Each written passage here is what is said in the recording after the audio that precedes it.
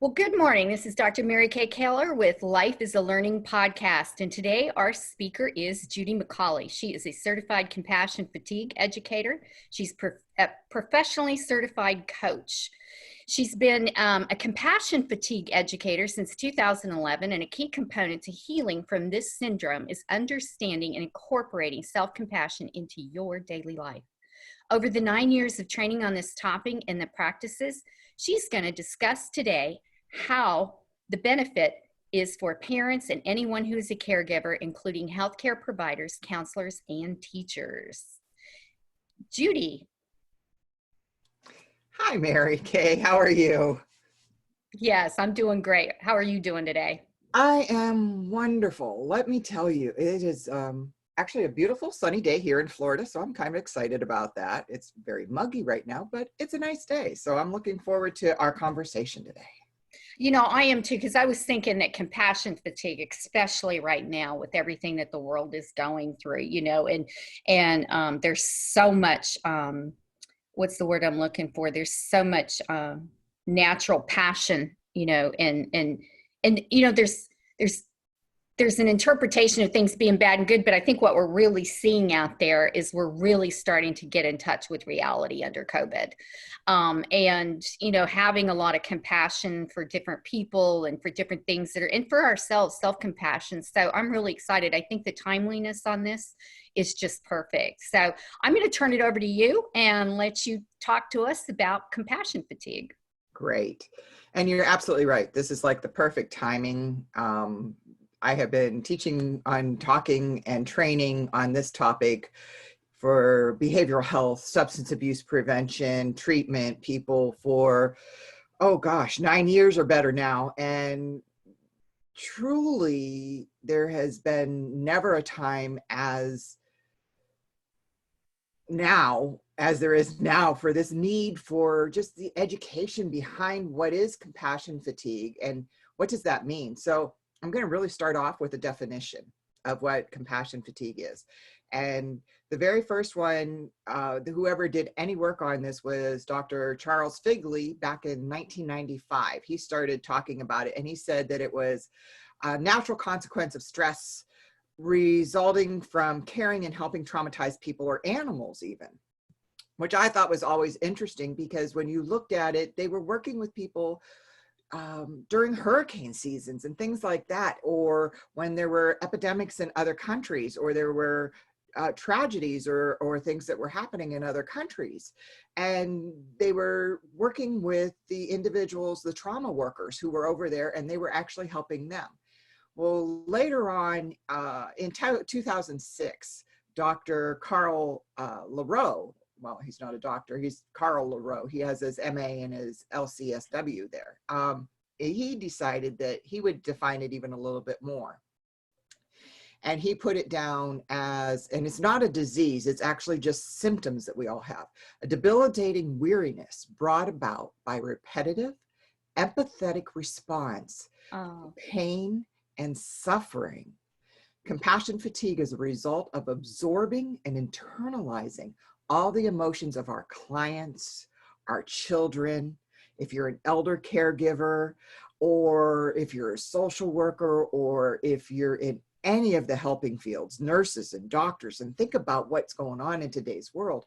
And even our coworkers who are trying to adapt and shift and change into this remote working and all of that stuff that's happening out there right now in the world. And we think about even with all of the stuff that's happening on the demonstrations and everything, you're going to have compassion fatigue because you're right in the middle of all of this trauma and drama and chaos. And so as we go through it, I want you to really pay attention to what are some of the symptoms or some of the ways it presents. You could be feeling vulnerable all of the time. And I always say it's one of those things where we as individuals are human. And in the Western world, we're taught to not show emotion. We're taught to, even young boys are taught, be tough. You're not supposed to cry.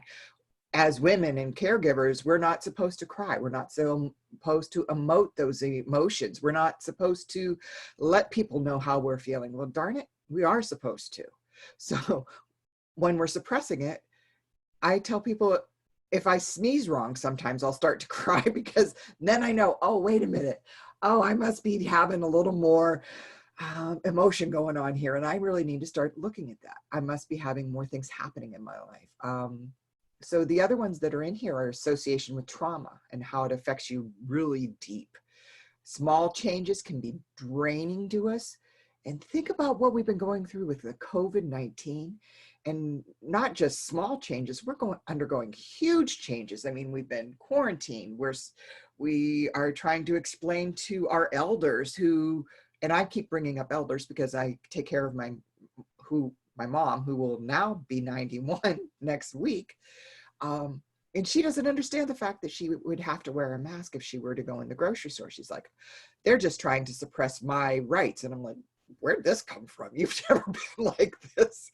So it's her way of dealing with it. And, you know, you talk about dealing with your clients. I'm a coach. So I've been working with people on a global basis. What does it mean to work remotely? And now all of a sudden they're talking about re-entry. Wow, we've had a shift and change in less than 90 days. Now they're talking about putting up plexiglass on cubicles, and you're going to have to wear a mask other than in your cubicle space. And how are you going to feel like a prisoner in there or not? And just all of these things are going on. So that is what compassion fatigue is about. And that is why they defined it as such. And again, it's not a disease. It's just a lot of symptoms that can come up and be inundated. You know, Go sorry. ahead. No, I didn't mean to interrupt you. No. I was just going to say, I was also thinking that, as I was relating to it on a personal level, and thinking, that we do feel vulnerable. Like, I'm 62 and I have PTSD, and I'm also vulnerable physically to COVID with my asthma and my RA. And so, I felt a sense of vulnerability, but, my PTSD kind of rose up to this whole crisis, and I went, finally, or something real, and I'm not saying I was enjoying it, but I was like, I knew what to do. I knew how to shut down. I knew how to pay attention. I knew how to go into overdrive. It was like my PTSD went, I got this, don't worry, and it was kind of, it was really a vulnerability. Like, I just felt vulnerable, not only for myself, but for my loved ones. I've got adult children, I've got grandchildren, I've got relatives, and that can feel like a total loss of control. Yeah. But what we've done in our family is we've kind of come back together. I mean, actually clear back to my family of origin on Zoom meetings. Like, we have these family Zoom meetings once a week now, and whoever wants to get in can get in. We don't talk politics because we're pretty diverse in that area, but we just come in there so we can connect. So we have a family connection time to be able to just be who we are as people, and take off our professional hats and just kind of come together. And it's been good because, the next generation needed to see us. I didn't realize this. They needed to see our generation talking about our childhood and acting like brothers and sisters, because we had always been their parents, and our grandchildren too. And then, and the dynamics of it's pretty fascinating, because they get to see that there was sibling rivalry between us, that's still actually, and then that's my adult children. And then their kids get to see their parents and their sibling rivalry, and I think, we forget that no matter the contextual time in which we were raised, that we're all human beings having the same human experience. Yeah. And the beauty of the people that I work with and that are colleagues, I mean, they're all over the world. I have individuals in India, Australia, Brazil, Canada, Germany, Italy, France. So when I talk about that, I've been working with people all over the world, and I'm literally working with all, and what it boils down is we're all human beings. We are. And we all have to acknowledge the emotions that are going on with this. And things that have been coming up are people are saying they're not sleeping well. So, we talk about that. That's one of the symptoms of this. And For myself, I'm vulnerable as well because I do have high blood pressure. So that's one of the things that I always have to pay attention to is I'm making sure I'm doing my meditation. And, we'll talk about some more of the things that we can do to help with this, but um, acknowledging those feelings and not acknowledging that these things are happening to ourselves. The biggest thing is there's a lack of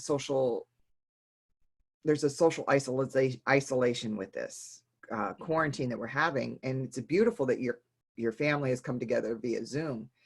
Um, but a lot of people aren't seeing or feeling that or having that capability. So what I'm telling people is even just reach out and do a phone call Yes. or a text message, just letting people know, hey, I'm thinking of you. I'm sending you love and light right now. Whatever you can do. But some of the symptoms there are less ability to feel joy, depression, anger. You might be working more hours. People, because they're working remote, they think they're in their house. Oh, I can just go and shoot one more email off. So they find they're working 13 to 15 hours versus, what they were working when they were in the office. So setting boundaries and things like that, we're talking a lot about those things. Exhaustion can be something. I found myself at the very beginning of this, I was taking a lot of naps. I never took a nap in my life until this hit. And I was like, I'm tired. I'm taking a nap. And I'd go and lay down for a half hour. Then the other piece is diminished feeling of personal accomplishment because we're doing the same thing day in and day out. We're not really going out. When we do go out, we have to wear a mask. So that can all be in play of this. And sometimes let's be serious about it. It's hard to show empathy to somebody else because you're like, hey, I'm in the same boat as you. We're all stuck. So having not that lack of empathy for somebody else or that lack of objectivity because you're just kind of like, been there, done that. I'm doing it too. What's the big deal about it? So those are some of the symptoms that be coming up for people. Well, and I think that first thing I noticed, Judy, and I noticed this years ago before COVID, because as you get older, people stop touching you. And they're not as quick to hug. Yeah, it happens. I don't know why.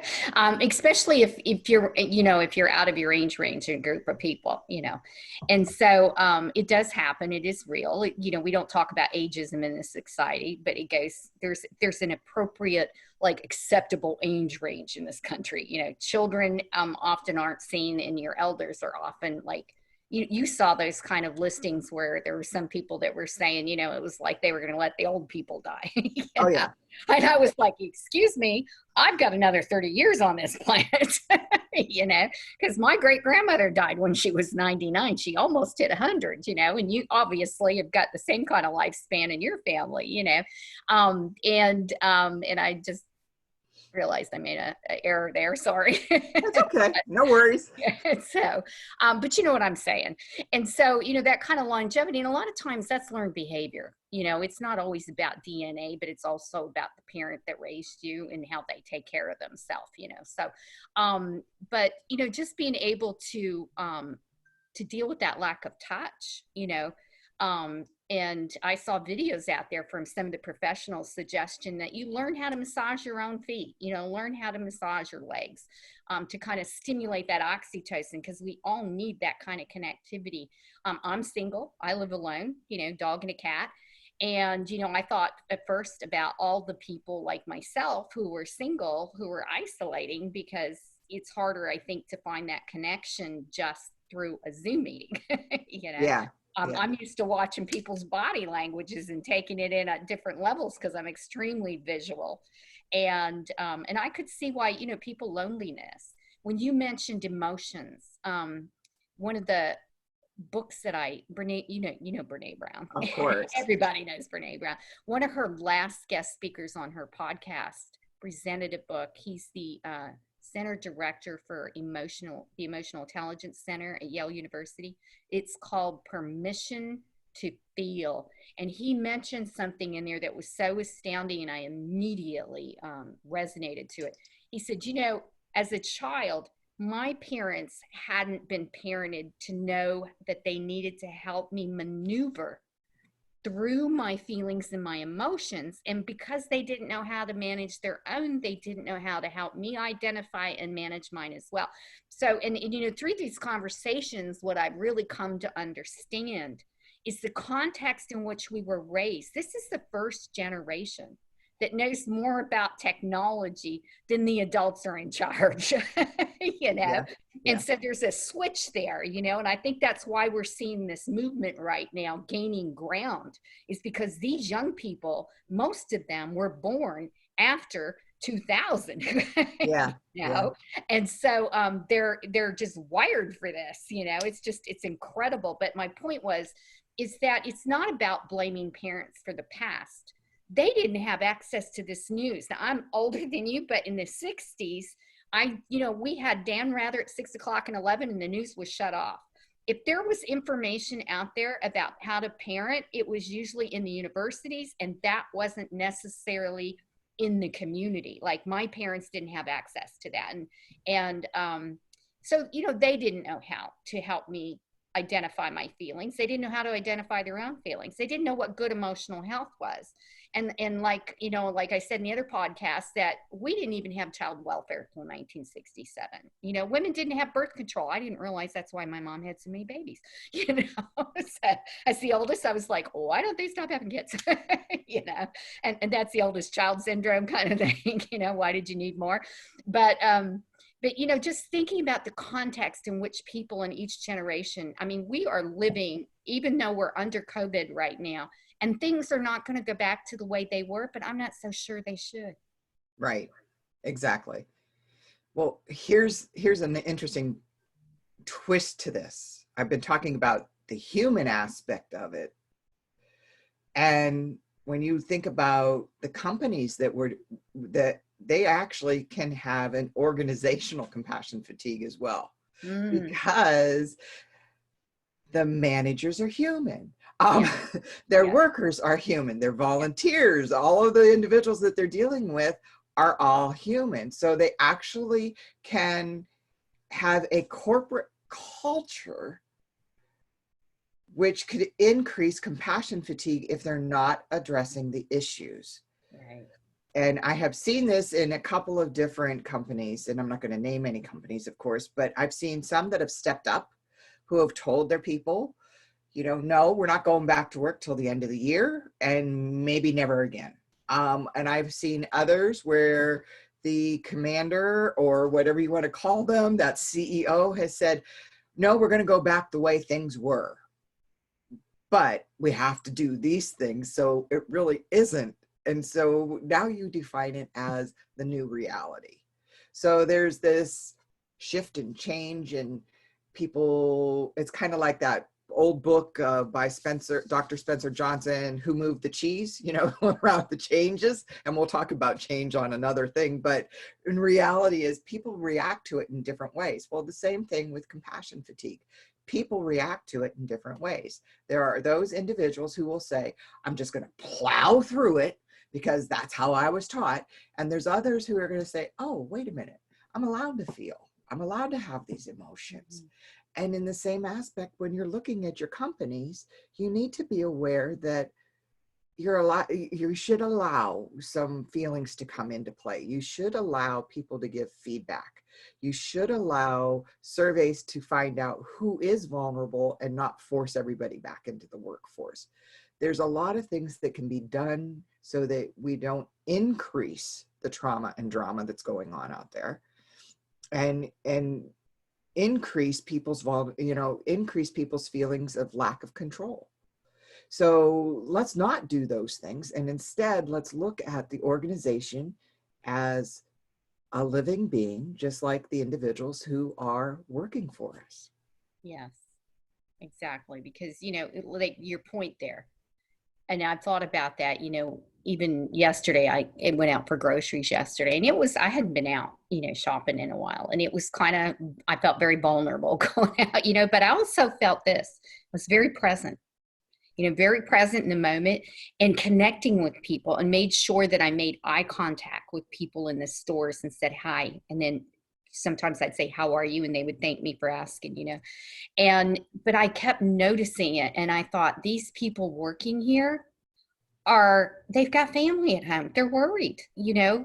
They're doing their job and they're being polite about it, and at the same time they still feel that. See, I work from home, and so, you know, I'm not out there in the mainstream population every day exposing myself. And so to me, I just really admire them to be able to do what they're doing and still be able to be so professional about it. But listening to you, I'm thinking there's probably a huge impact for that, you know, because people are probably, like you said, dragging themselves up by their bootstraps, which is how I was raised, you know, because my mom was a farm girl. You just did not feel pain, and you walked, you know, the whole story, walking up the hill, walking in the snow, you know, barefoot, the whole business. And those stories were true. I don't mean to minimize them, because that was her reality, you know.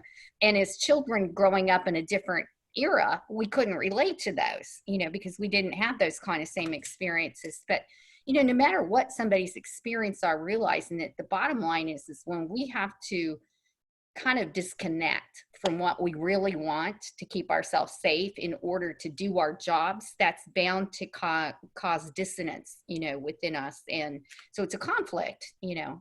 And I really appreciate what you're doing, because I think that is so viable. And it's great to bring up the businesses as well. You know, we haven't done that in the other podcasts, but that's true. You know, people are living two lives at the same time. And when they get mixed messages, you know, total transparency, people really try to modify things and control the impact of the message. And sometimes just having an honest response brings more security to people. Even if they don't like the response, at least they know what they're dealing with, rather than the gaslighting piece of it. Yeah. And the beauty of being a coach is, when I'm working with an individual, I'm working with that individual as a whole person. So they may come in through a company that has said, I want to hire you as our coach to work with our individuals and everything. But my bottom line is, that's wonderful. That's great. But I'm dealing with them as a person. And Mm-hmm. what they tell me is confidential. So they can come to me and they can say to me, I don't know why I'm feeling like this, you know. And here's some of the symptoms for people at work, specifically the cost of compassion fatigue at work is there's reduced productivity in your work, in yourself, in your work. You're just kind of like, I'm just going to do the bare minimum and get through it.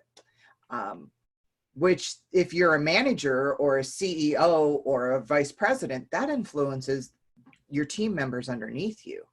So they reduce their own productivity. Well, if they're not doing it, why do I have to do it? You know, type thing. So being consciously aware of where you're at. I've had companies who have stepped up and have done fabulous things, like allowing half days on their Fridays where we're not going to have any more meetings, because everybody, of course, is meeting all the time because we're remote now. And you get meeting burnout from that as well. So what they're actually doing is allowing them, you know, half days to catch up on your paperwork, half day on Fridays, no meetings. There's other places that have said things like, we're going to just increase and allow time to, you know, have a buffer zone. We're not going to have 10 meetings a day. We're going to limit everybody to 5 meetings a day, and they have to be at no more than 90 minutes. You know, things like that. They're allowing individuals to start creating their own boundaries. And that's huge when you look at it.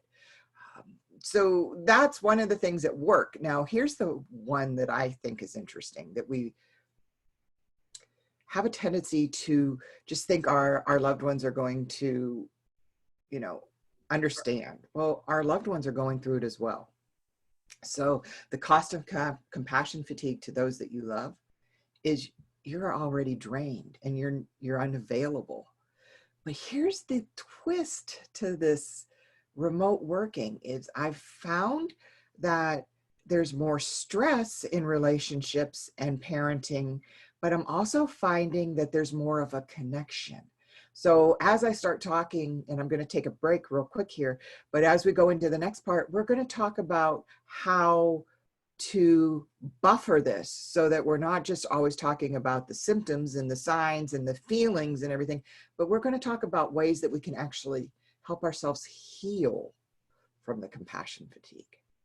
Well, that sounds really fascinating, Judy, and we'll be right back.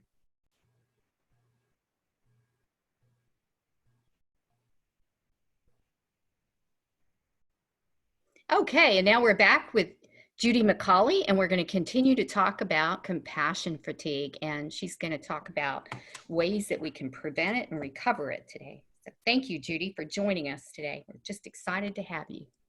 Thank you again. I am enjoying this immensely. In case you didn't notice, this is like one of my topics that I'm really, truly passionate about, especially in today's world. So again, compassion fatigue is one of those things that is a lot of symptoms that come into play. It's weariness brought about by repetitive empathetic responses to pain and suffering. And boy, is this world going through a lot of that right now. So we're going to go into this segment and we're going to talk about the compassion fatigue and things that we can do to help ourselves. But interestingly enough, I'm going to start off with a list of don'ts, because I think a lot of us in today's world have kind of geared towards some of these don'ts. And so I want you to just be consciously aware of what you are doing and what you would like to shift and change as you move forward. So some of the don'ts are, don't try a quick fix, especially in today's society. We are so used to instant gratification that one of the beauties, I think, of being in quarantine is that we can't just run out and everything. However, liquor stores, all of those other places jumped on the bandwagon. Boy, do they deliver to you. So, don't think that a glass of wine at noon is going to calm you down for that meeting or something like that. Let's look at it realistically. Let's look at what can be addictive for you and what could be shifting and changing. Don't make any huge decisions right now because we don't know what's coming down the pike. We really aren't sure of what's happening in today's world. So let's just start tuning into being a little more mindful. We don't want you to quit your job. We don't want you to make any significant relationship decisions. Just because you are in quarantine right now, you might be thinking, really? Do I have to be with this person forever? But reality is, come on, we're all under a lot of stress. And there's days where, like I said before, my 91-year-old mom lives with me. And there are days where we're like, ooh, quarantine might be a little too much. I think I got to mow the lawn for a little while, or I need to go weed the garden, so don't make a lot of decisions around that.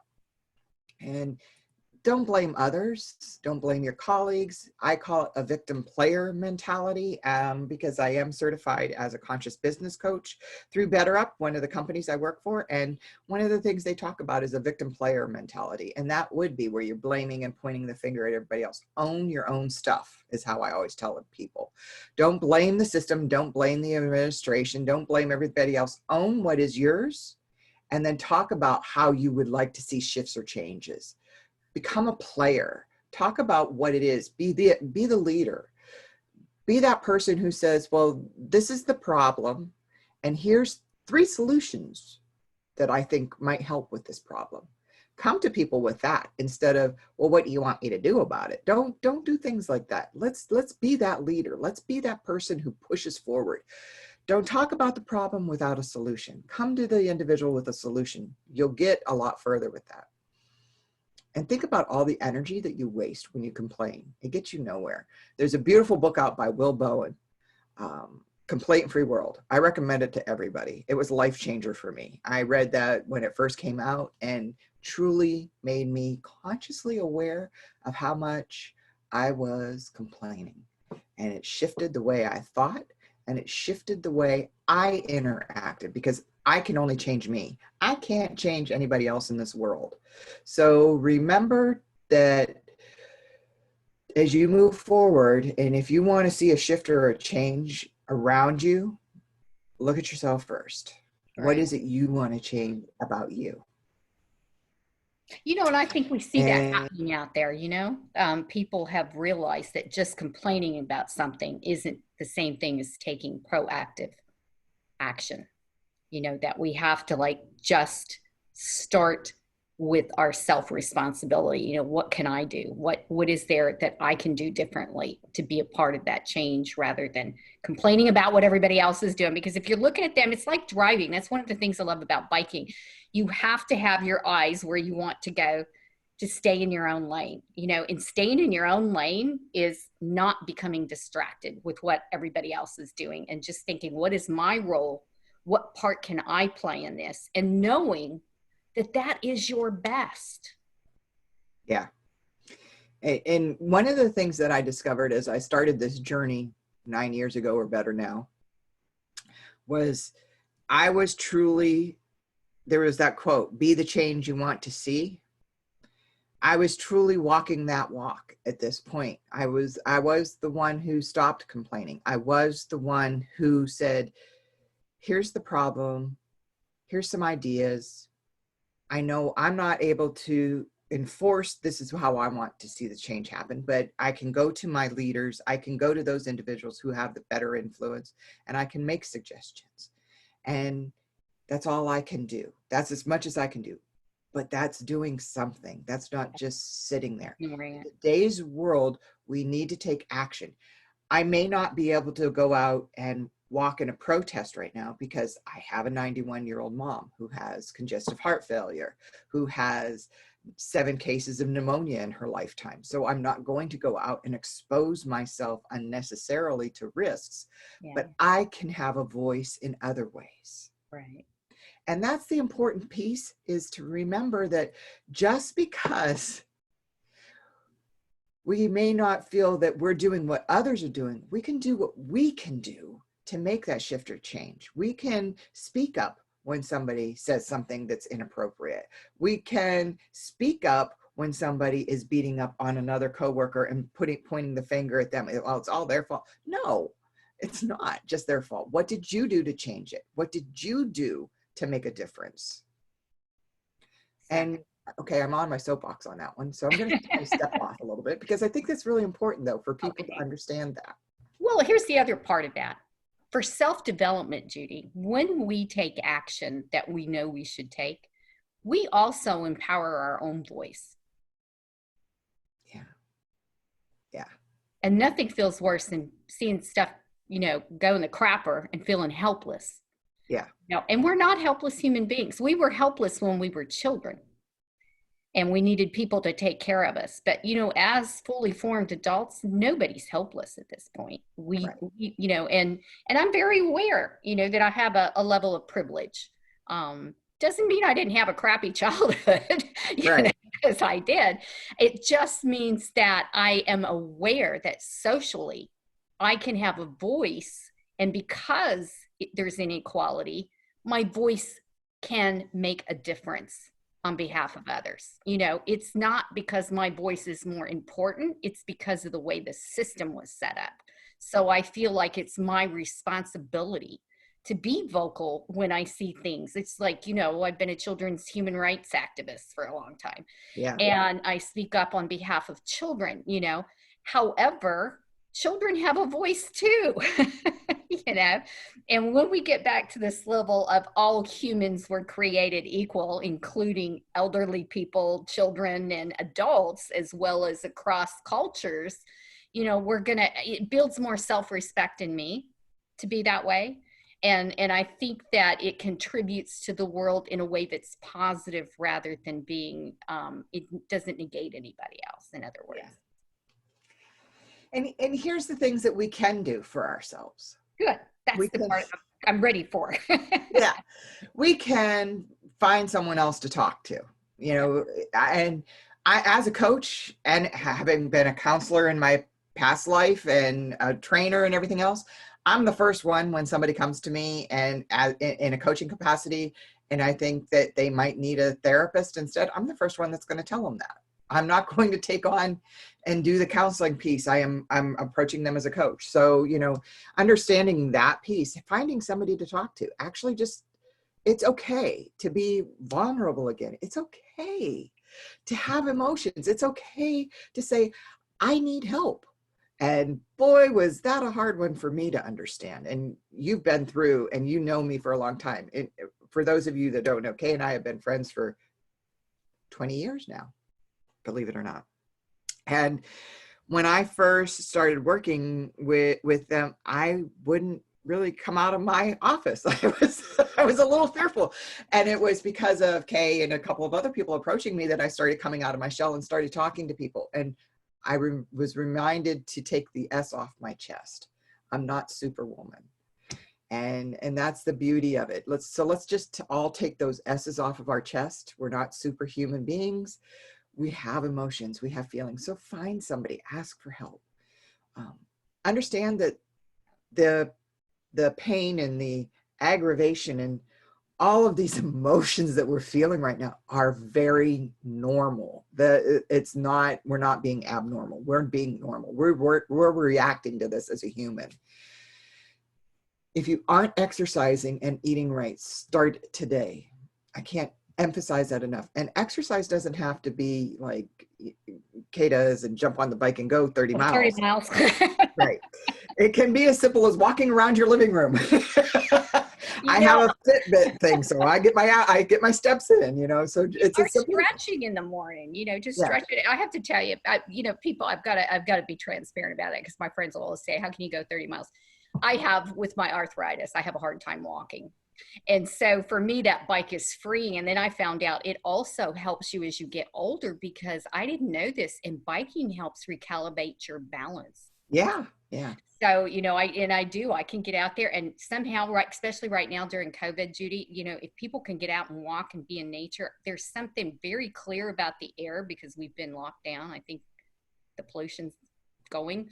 And somehow just getting outside my body and focusing on the trees and the connection with nature actually pulls in energy for me. And I think that's why I go 30 miles, is because I'm really recharging. When you're talking about, I'm discharging from the compassion fatigue, but I'm recharging my internal energy by being out there. And I can't tell you, it's like taking a vacation. I always tell people it's recharging your batteries daily. Yes, exactly. Thanks for the reminder, because it's beautiful up here. And I just thought, I haven't been on a bike ride in 3 days. So when we're done. There you go. Yes, you betcha. Thanks for the great reminder. You are quite welcome. Yeah. And exercise is huge. I mean, for me, it's going out in the backyard and weeding and trimming the trees and mowing the lawn and doing things like that. And my backyard has never looked as pretty as it is right now. I mean, it's just phenomenal, the things that are happening back there. And it's because I'm paying attention to that. It's what I want to do. It's my joy of finding things. And actually, my other thing is, I've found that going through a closet and getting rid of things has been recharging for me. I'm getting rid of things that I haven't worn in years. And so decluttering might even be a simple way of recharging your batteries. You could pick a drawer each day for the next week, and before you know it, you've decluttered, you've gotten rid of, and other people are going to benefit from it. So it's a win-win situation there. I'm doing the same thing. I just naturally, it was like, there's too much stuff in here.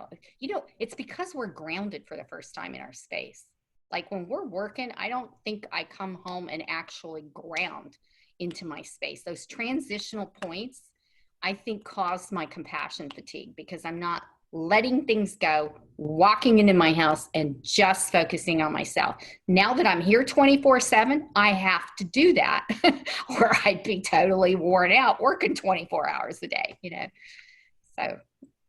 And here's the funny part of it too. A lot of people, and I've heard this from my vet's office and another vet's office, is their business is doing well because people are paying attention to their pets again. They're like, oh, I didn't know he was limping. They're home. They're seeing the animal more, and they're engaged with the animal more. They're picking up the animal and they're petting it, and they're more conscious of it. So it's not just we're more conscious of our humans around us, we're more conscious of our fur babies as well. So I think that's pretty cool. That is pretty cool. And part of recharging your batteries every day could be simply taking your fur baby for a walk. It could be simple as that. Exactly. Find something, re-engage with something that you may have been passionate about.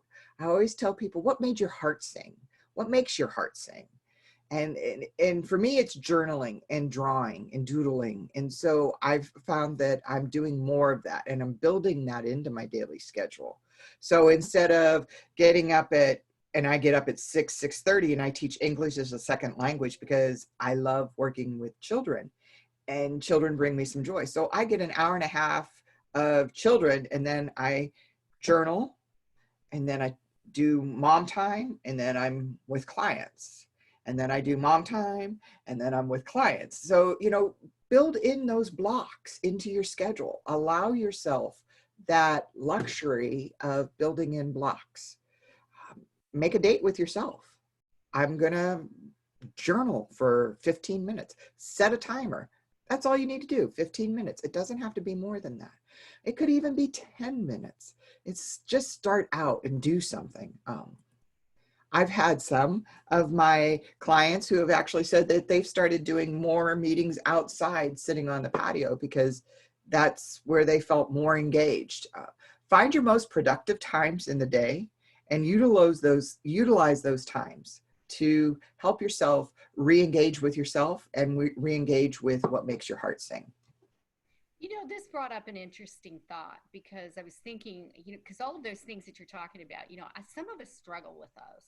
And I do think it's not to blame our parents. Like, it's just like the feelings. They didn't know how to help us maneuver through some of these things because they didn't have this information at the time. They certainly didn't have self-compassion or compassion fatigue, weren't messages that I received in the 60s, So as we struggle through there and trying to find our way, I think it's really important to give ourselves that space to say, okay, this might be hard right now, but also to realize it's hard for our children. My sister had done a piece that she had read, and she was a little bit shy about getting on the podcast, but I got her permission to just send it out to the universe, to everybody, because she's a veteran teacher, and she was very compassionate. I was so overwhelmed by the compassion she was having for these parents who were melting down. Do you remember those first 3 weeks? You'd see those funny videos and these people be going off, And I mean, I'm cracking up, but it wasn't because I thought it was funny. It's because I don't have any kids at home anymore, And I thought, oh, thank God we got through that, and that's not my experience right now, because that would have been too much on top of everything else as a single parent, But just really listening to them kind of melt down. And she gave out, like, for instance, she said, I'm a veteran teacher. She said, I went to school to learn how to organize my classroom and how to organize my day. But she really responded with the idea of, they don't need to do schoolwork 8 hours a day. They're feeling this too. And they may not be able to concentrate. And she gave really good structure in there, but it was just embedded with so much self-compassion and compassion for the children, that just as we're kind of stumbling around, they're grieving the loss of their friends. She was saying, you need to have more Zoom things. They're going to want to be on Zoom talking to their friends because they were talking in school, and it's so much of it is just like organically, children seem to know organically what to do. We sometimes get in the way, and most of that isn't because we're trying to be mean to them, but it's, I think, because as parents, a lot of times we don't allow ourselves that space. Yeah. So that leads a segue perfect into self-compassion. Right. And self-compassion, we have to learn what that is for ourselves. What does that mean so that we can show compassion to others? One of the things that when I'm working with my managers or my VPs or any of those people, their parents, and now they have 8 and 9 and 10-year-olds at home, and they're going through all of this, and they're like, I don't understand this. I can get a team of 400 people together on a project. Why can't I get my 8-year-old to sit down for 15 minutes and do math? Which I'm always like, well, what's the story you're telling yourself? And they're like, oh. Exactly. That's the powers when we can tap into what's going on in our head. Yeah. And that's part of self-compassion, is understanding what is the story that we're telling ourselves. Again, as a caregiver, what is the story that I'm telling myself? Why am I getting so frustrated and angry? Because, she's not understanding what I'm saying to her. Well, of course she's not. I'm not being clear. let me take a step back. Let me take a breath. And I always tell my clients 4 deep breaths. It takes less than a minute and you can refocus. And if you walk away with nothing else today, remember the 4 deep breaths. And I always connect it with stop that thought process, whatever's going on, whatever you're doing at that moment, just stop and take a breath. Pause all that thinking.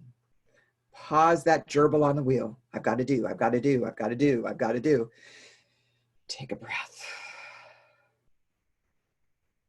Third step is breathe. So let's breathe. And now the last step is receive. Feel the difference in your body, in your mind, in your facial structure. You're not as tense. You're not frowning as much. Your shoulders might be a little more relaxed. And if you haven't felt it, do it all over again. Do those 4 deep breaths and you're done. That's an easy way to combat compassion fatigue. That's an easy way to tap into what are you doing and saying to yourself. Self-compassion and compassion fatigue are combined. If you don't pay attention to what you're doing for yourself, you can't be that person who then goes out and does exactly what we both did yesterday when we went to the grocery store. Said thank you to those individuals who were working because they're going above and beyond. They're exposing themselves to COVID-19 every single day. You know, they're dealing with a lot of stuff. So that's one of the things that is in the steps is saying thanks. Gratitude is one of the biggest pieces of the puzzle, and it has been scientifically proven to work. There are more studies on gratitude and social science at this point than anywhere else in the United States. There's lots of great places that actually have, you know, that positive psychology piece to it. So pay attention to those studies. Gratitude is a huge way. It doesn't have to be, I always tell people, go ahead and start a gratitude journal, but when it becomes a chore, stop it. If you're waking up and saying, oh, I've got to list what I'm grateful for, don't do it. That's just making it worse. We know, let me kind of summarize what I'm hearing from you. So first of all, what I'm really hearing is that self-compassion sounds like it's the result, or what was the first one? Not self-compassion, or the compassion fatigue. That's what I was struggling with. So compassion fatigue is actually the result of not practicing self-compassion, you know, not putting those boundaries in. And we mentioned Brene Brown, you know, her sidekick is Kristen Neff on self. Yes. Amazing. I love that quiz on there. I send that out to people on a regular basis. I think I'll keep doing that on Facebook. That's a really good idea because people have been jumping out there on other quizzes. We did one yesterday on how racist are you, you know, and or, you know, was your thinking or have you been affected by it or something like that. And I was amazed at how many people will jump in there real quick and take a questionnaire, you know, because we're all, the world is a captive audience right now, you know, but really looking at that process. And something else about oxygen is, you know, the reason this stuff works, Judy, is because we forget that our brain is is like the control tower at an airport. So everything originates in the brain. Like people often think about emotions like they're different than they're thinking. All of it's neural wiring. Every single thing we're talking about, nothing happens without the brain. You don't take a breath without your brain sending messages. Our kidneys don't work without. At the same time, emotional feelings and thought processes also originate in the brain. And so it's just a matter of tapping into our own internal resources and really being mindful of them, you know, and accepting that that's part of our process. Like it used to drive me crazy because mental health seemed like it was separated from medical health, you know, the physical health. And it's like, no, these things. And I love that our generation in my lifetime, I won't say my generation necessarily, but in our lifetime that we've started to realize that that was a real disservice in thinking of those as separate entities, because there's really nothing that's going on that isn't happening in here. Right. we are the control tower. We Yep, just need to go into the control tower and give better directions. definitely. And so here's how we can go back in and tap into that gratitude in a different way. Instead of doing a gratitude journal every single day, if like I said, if that becomes a chore, you can think about people that have been an influence in your life. Mm. Send them a thank you note. Find them on LinkedIn, find them out there in the world, and send them a message. It doesn't have to be a lengthy thing. It could just be simply, I want to thank you because of the interaction that I had with you on such and such a time in my life. I did this for one of my elementary teachers because she was phenomenal and I wanted to thank her for it. And I just said, because of you, my love of reading took off on a way that I never thought possible. Because she had set up a little reading corner and allowed us to go and read whatever book we wanted. And it was just phenomenal. And she challenged us in new ways. So think about people. And if they're not with you anymore, you can still write that letter to them. And I say, put it down in writing and do that hand action, because that connection that you were just talking about with your brain is deeper if you're actually handwriting a letter than it is sending off an email. There's a different interaction neurologically in your brain that occurs with that action. So just start thinking about people that have been an influence in your life, who have made a difference in your life, and just let them know that you appreciate them. That's a great way to do gratitude. That's that's a wonderful idea. And it just hit me. You know why this is super important? We're talking about COVID right now. We're living in a pandemic. It's unprecedented. Nobody in our lifetime has lived through this before. Gratitude, doing this emotional work, Judy, strengthens the immune system. The last thing we want right now is more stress on our body that will make us more susceptible and lower our resistance or lower our ability to recover, from COVID. It's not like everybody who gets it dies. However, doing this process, I think, kind of prepares our body for getting through this crisis and getting through it into a better space on the other end, because I don't have any control over who dies and who doesn't. I mean, that's the part that's so vulnerable for me. What I can do is set myself up in the best situation physically and mentally so that when it's over, I'm in a better space on the outside. Yeah. Yeah. And that's huge for all of us. Yeah. And one way we can do that is another way that I always talk about gratitude. Again, everybody talks about those gratitude journals and they're wonderful things. They really are. But it became a chore for me. So what I did was I have a gratitude rock. And before I go to sleep every single night, I just pick up that rock and I say, today, this was my moment of joy, or this is what I'm grateful for. One thing, and then I can sleep. And oddly enough, it's become such a habit with me that I can't go to sleep until I do that piece. One night I couldn't figure out why I was up, and it was still like midnight. And I'm like, why am I still up? And why am I tossing and turning? And I went, oh, I didn't do that moment of joy gratitude thing. All right. So I picked up the rock and I was like, oh, today I'm grateful for the fact that I was able to laugh and actually not feel like it was a forced laugh. It was a real laugh. Okay. And I went right to sleep. No issue. Can I share something with you? Sure. When I read Dr. Kristen Neff's book, she had 4 questions in there that I use, and I actually put them on Post-it notes, and I put one on my bathroom mirror because usually when I get stressed, somehow I end up in the restaurant. So I put it up on my mirror, and the first question is, it's not even a question. It's more like a 4 process. So the first thing I say is, I am feeling whatever, anxious. Feeling anxious. This is the second one. Feeling anxious is part of the human experience. And then number 3, what can I do right now to help myself feel better? And it doesn't need to, something healthy. I too thought it was rather revealing that they didn't close the liquor stores. Yeah. Evidently, that's our coping skill in America. There were literally uprisings over the thought that they were going to close them. From what I understand, on the West Coast, up in Oregon, my sister was saying, oh my goodness, she says, I thought the whole state was going to go up in fire if they closed those alcohol stores, So I think that for me really helps ground me. And it's like a sticky tape in there. And then there's this other thing, because I think that when we get scared, even as adults, we tap into that fear and think somehow that's childish.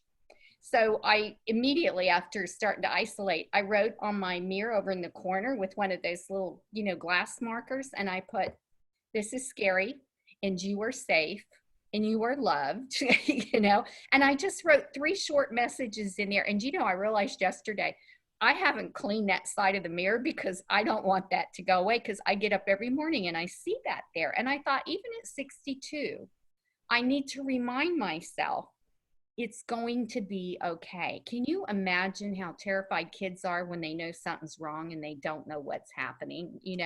And I thought, my inner child needed that reassurance. And as an adult, I'm able to give that to myself. What I have done is I've encouraged my parents that I work with as well, that at dinner time, even if you got a little 3 or 4-year-old, ask them what they're happy about. What was your moment of joy? What was your happiness? What are you grateful for today? And start that habit now as a family. And how cool will that be going down the pike? And I had one parent who said to me, he goes, "I started that gratitude thing." I said, "Okay." And he goes, "Interestingly enough, we forgot to do it one night, and our 3-year-old was the one that piped up and said, 'How come we're not talking about what we're happy about today?'" And he goes, "Oh, I'm so sorry. Yes, you're right. What are you happy about?" And then let into it. And I was like, "Oh, isn't that cool?" It leads into that next piece, the accountability buddy. We could actually have a GAB, a gratitude accountability buddy. That's a great idea. And for our listeners today, because we're talking about compassion fatigue, the prior sessions that were just published, both of those gentlemen also talk about how to structure during this time of COVID. Mark Winkler, who wrote his book on My Daughter's Keeper, interviewed and was published this week because it's Father's Day weekend. That's why I chose to pick that publication date. And he literally walks through what he and his wife have done during COVID to provide the kind of communication and security. And, I had been looking at all, good parenting practices. And when I say good, I just mean best practices, what we want to achieve. It doesn't mean everybody does this all the time. It just means this is what we should be headed towards. They should be our goal. And I was just flabbergasted by, he just had this whole process laid out, and it was like, there it is. Like, I could see it and I knew it when I saw it, so I just want our listeners to know that, each one of these podcasts has brought something to families in this time of COVID. And so, the series might be very helpful. Matter of fact, the one who's going to be published next week had gone back after she and I had done what you and I are doing today. And she had listened to each one of them. And she came back with this feedback that was just incredible. And I said, "Can I please have this and share it with the world?"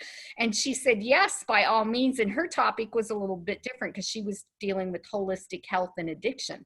But listening to how those first couple of podcasts, with each one, I hope to get that feedback from everybody because it was just very powerful. So thank you for being here today. Oh, you are quite welcome. So did you have any closing thoughts or anything else that you wanted to share? Kind of feels like we're winding down a little bit. I don't want to stop your process if there's more. I just want to check in with you.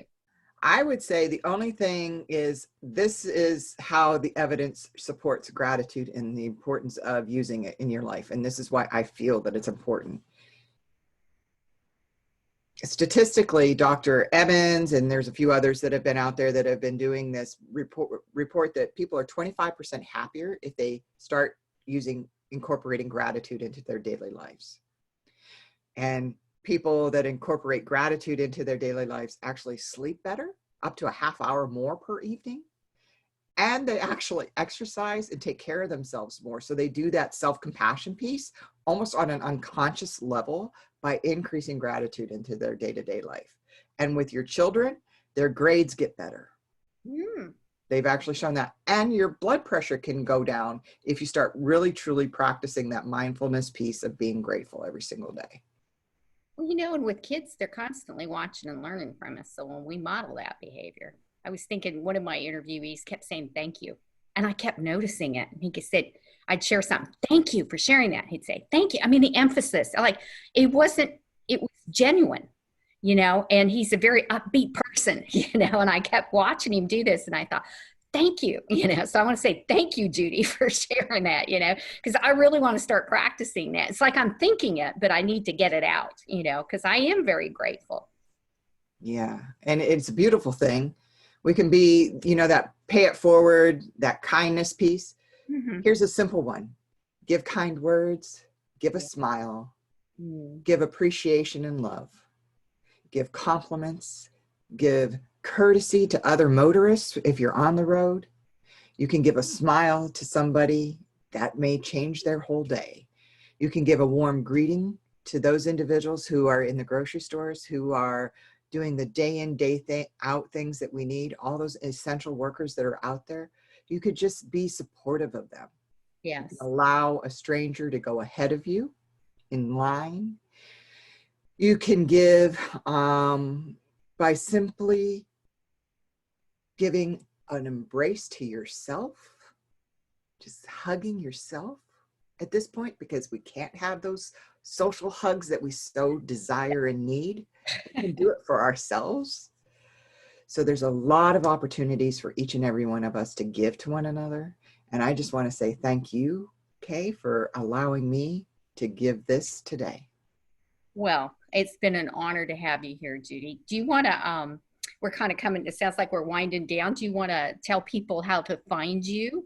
And thank you so much for presenting for the community podcasting, and also, for being part of the change. And I just like to let you kind of finish up here and tell our viewers how they can find you, or our listeners, actually. I'm very visual. Our listeners, how they can find you. My website is theauthenticitycoach.com, and you can go on there and you can connect with me through that.